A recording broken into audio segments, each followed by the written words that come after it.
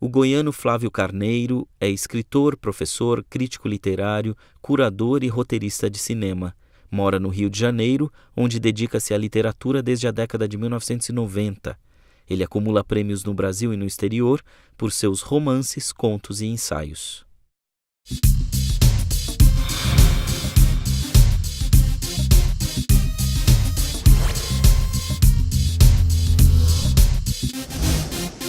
Bom, meu nome é Flávio Carneiro, eu sou escritor e durante muito tempo tive um sonho de ser jogador de futebol, junto com o sonho de ser escritor, que é o sonho de que eu me lembro mais antigo, mas decidi seguir a carreira de escritor, sou escritor, portanto, e também sou professor de literatura na Universidade do Estado do Rio de Janeiro. Tenho alguns roteiros para cinema e alguns livros de ensaios de crítica literária. Eu nasci em Goiânia e meus pais não eram grandes leitores de livros, mas de uma forma muito diferente, né? Eles me influenciaram de uma forma definitiva. Meu pai era e é ainda um grande contador de histórias e eu tenho certeza que esse meu gosto pela ficção veio daí, né? De ficar ouvindo as histórias que ele contava e que ele conta até hoje. E minha mãe era professora primária, mas também era costureira. E os meus primeiros textos, que eram histórias que eu reescrevia daquilo que eu ouvia na escola, a professora contava uma história e eu chegava em casa, à mão, reescrevia da minha memória. Meu pai batia a máquina e minha mãe costurava e fazia uns livrinhos. Então acho que era daí eu talvez já estivesse pensando em um dia fazer livro de verdade. Como escritor, se eu tiver que me definir, eu diria que eu sou um contador de histórias. Eu adoro histórias quando alguém diz, eu peguei o seu livro e não parava de ler, isso para mim seria muito mais importante, ou é muito mais importante do que alguém dizer, caramba, como que você cria uma frase experimental, que coisa que eu nunca tinha visto antes. Eu não tenho, nunca tive, talvez no início da carreira, no meu primeiro livro, eu tivesse uma tendência mais à experimentação de linguagem, que é o que, de modo geral, as pessoas que estão começando a escrever pensam um pouco, né? A maior parte, criar uma coisa absolutamente nova. Eu logo vi que esse absolutamente novo é ilusório, não existe o absolutamente novo, talvez uma utopia dos modernos, dos modernistas. O que existe é uma recriação. Eu invisto muito nisso, né? Recriação. Não quer dizer que eu não tenha preocupação com linguagem, muito pelo contrário. Eu acabo de publicar agora um romance chamado A Ilha, que levou 8 anos para eu terminar, e a história já estava praticamente pronta desde o início. Então tem um cuidado, uma preocupação muito grande com o modo de contar, obviamente. Acho que todo escritor tem que ter. Mas a minha preocupação não é com aquela linguagem que chame a atenção para si mesma, né? Quer dizer, a ideia não é a experimentação em si, é mais o enredo, o perfil dos personagens. Como leitor, eu gosto muito de obras de ficção, eu sou apaixonado por ficção, mas também por alguns poetas.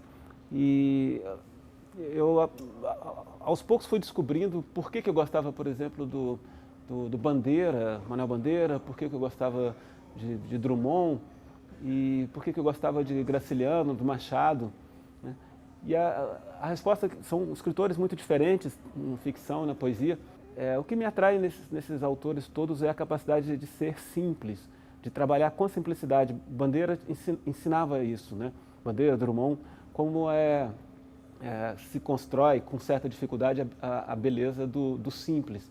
Se for necessário fazer um retrospecto do que eu já escrevi para pensar qual seria uma marca da minha literatura, eu acho que em primeiro lugar, um grande respeito pela imaginação do leitor. Eu busco histórias que trabalhem muito com isso. Eu vejo a literatura como um artefato, um objeto qualquer de criação de imaginários. Então não tem uma preocupação forte com outras questões. A minha preocupação é, será que esse leitor vai viajar nessa história? Quando a coisa está ficando muito pesada ou enrolada demais, eu tento driblar isso. O que não quer dizer que eu busque uma simplicidade simplória, vamos dizer assim, absolutamente. Eu também fujo muito disso. Eu acho que o escritor não deve explicar demais para o leitor, não deve tratar o leitor muito passando a mão na cabeça, tem que dar uma sacudida no leitor. Mas eu acho que o que liga os meus livros é a fantasia. Sobre a minha relação com o contemporâneo, é uma relação de curiosidade. Eu gosto de ler os autores contemporâneos. Eu, como crítico, durante quase 10 anos, eu escrevi para o Jornal do Brasil, para o Globo, para outros jornais, esporadicamente, resenhas de lançamentos. Então, eu acompanhei muito, escrevi um livro chamado No País do Presente, que é exatamente sobre isso, né? Sobre os autores que estão escrevendo hoje, tanto os consagrados quanto os novos. Então, eu estou sempre atento a isso. Mas eu não acho que o autor, o escritor, tem uma preocupação em ser contemporâneo. Eu acho muito perigoso isso. Eu acho que ele tem que ter uma preocupação com ele mesmo, com as coisas em que ele acredita.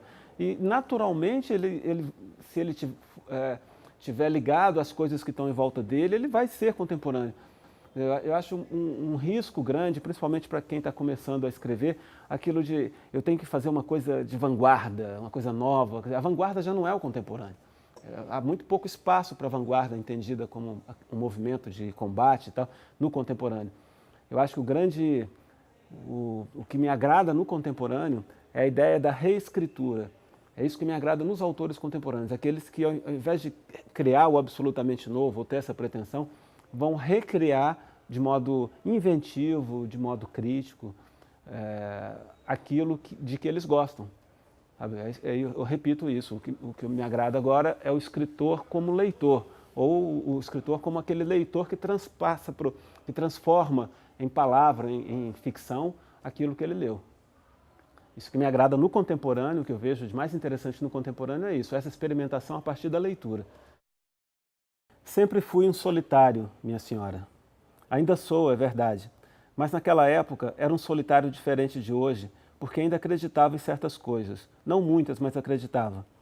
Tinha prazeres simples, ir ao cinema, roubar livros, beber meu vinho vagabundo nos botequins, vez ou outra ler um daqueles livrinhos de bolso.